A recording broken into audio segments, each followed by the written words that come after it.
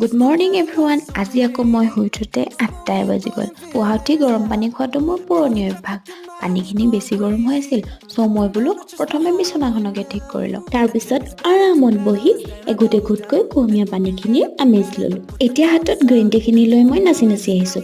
শুনিছোঁ বোলে green tea হেল্থৰ কাৰণে বহুত ভাল আৰু গ্ৰীণ টি বোলে ফেটছো কমায়। কিন্তু যেতিয়া মই একঘুট মাৰিলোঁ, তাৰপিছত গম পালোঁ ইয়াৰ টেষ্টটো ইমানো ভাল নহয়। তাৰপিছত আবেলি মই আৰু ভাইটিয়ে আইতাহঁতৰ ঘৰলৈ বুলি ওলালোঁ। গৈ পাই দেখিলোঁ আইতাই এনেকৈ বহি পিটিকি পিটিকি ভাত খাই আছে।